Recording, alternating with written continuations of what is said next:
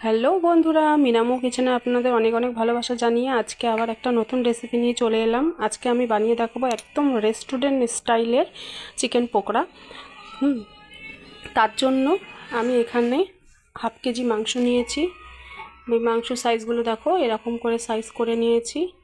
নেওয়ার পর ভালো করে ভালো জলে পরিষ্কার করে ধুয়ে নেওয়ার পর 1 চামচ আদা পেস্ট, 1 চামচ রসুন পেস্ট, 1 চামচ লঙ্কা পেস্ট, তারপরে দিয়ে দিব এর মধ্যে একটুখানি পাতিলেবুর 4 ভাগের 1 ভাগ রসটা দিয়ে দিলাম।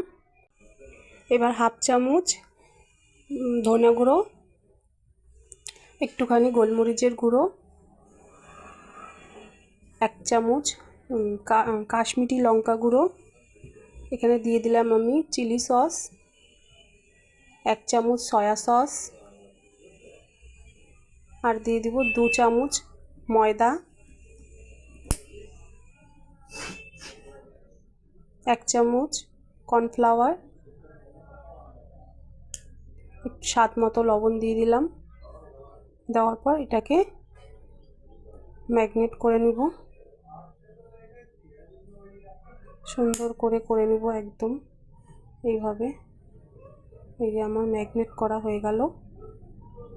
যাওয়ার পর এবার এটাকে আমি আধা ঘন্টার জন্য ঢেকে রেখে দেব। এই যে আধা ঘন্টা পর চলে এলাম, দেখো আমার ম্যাগনেট করা মাংসটা কত সুন্দর হয়েছে।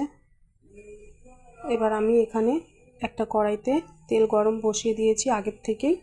তেলটা আমার গরম হয়ে গেছে। এবার চলো দেখে নাও। এদিকে আমি 200 গ্রাম ক্রাম্ব পাউডার নিয়েছি।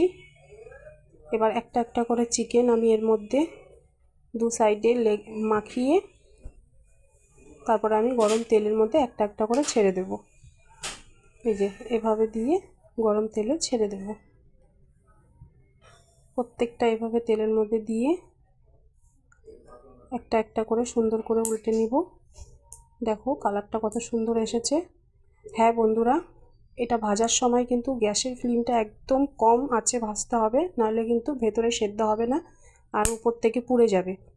তো আমি গ্যাসের ফ্লেমটা একদমই লোতে রেখেছিলাম। দেখো আমার সবগুলো ভাজা হয়ে গেছে। যদি আপনাদের এই রেসিপিটা ভালো লেগে থাকে তাহলে পরে এই চ্যানেলটিতে সাবস্ক্রাইব করতে ভুলবেন না।